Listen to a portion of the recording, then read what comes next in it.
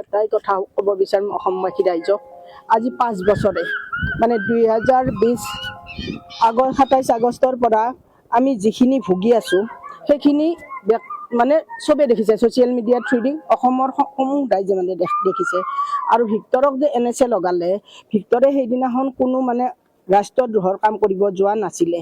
আৰু তাক যিহেতু NSA লগাই তাক বন্দী কৰি ৰখা হৈছে। আৰু এটা কথা মই ক'ম যে ভিক্টৰৰ বেয়া ভিডিঅ' সদায় মানে ভাইৰেল হয় বেয়া ভিডিঅ'খিনি।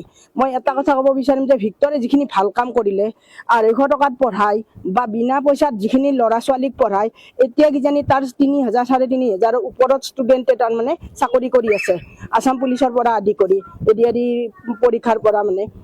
সেই ভাল ভিডিঅ'খিনি কিন্তু কোনেও মানে আজিলৈকে প্ৰকাশ কৰিব নিবিচাৰে, কিন্তু বেয়া ভিডিঅ'খিনি মানুহৰ প্ৰকাশ কৰিবৰ কাৰণে লাজ নালাগে। আৰু ভিক্টৰে কাকো পাৰ্চনেলি গালি পৰা নাই। তাৰ 2020 চনত বাপেকৰ মাৰ্ডাৰ কেছটোৰ সবিশেষ জানি আমাৰ হাতত কোনো তথ্য নাই, আমি তথ্য দিব নোৱাৰোঁ, যাৰ কাৰণে আমি ভুক্তভোগী। আৰু সেইবিলাক ফ্ৰাষ্ট্ৰেশ্যনতে ভিক্টৰে কেতিয়াবা কাৰোবাক গালি পাৰে। আৰু তাৰে বহুত কথা তাৰমানে মানে ভাৰ্বেলি মানে চবখিনি কথা জানে, কিন্তু আমাৰ হাতত প্ৰুফ নাই। আৰু এই সেন্দুৰৰ কথাটো চবে মোক প্ৰশ্ন কৰে। মই 2020 চনৰ 27 আগষ্ট তাৰিখৰ পৰাই মই সেন্দুৰ লওঁ, আজি সেন্দুৰ নলওঁ। মোৰ সেন্দুৰৰ প্ৰশ্নটো বহুতে কৰে, আপুনি কিয় সেন্দুৰ লয়? তাৰমানে মোৰ মানুহজনক মাৰ্ডাৰ কৰা হৈছিল, যাৰ কাৰণে মই আজি ডেটলৈকে সেন্দুৰ মোচা নাই আৰু কেতিয়াও নোমোচোঁ যেতিয়ালৈকে মই ন্যায় নাপাওঁ।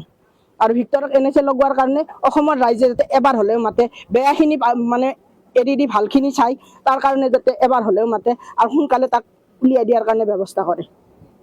ধন্যবাদ। জয় আই অসম, জয় জুবিন দা।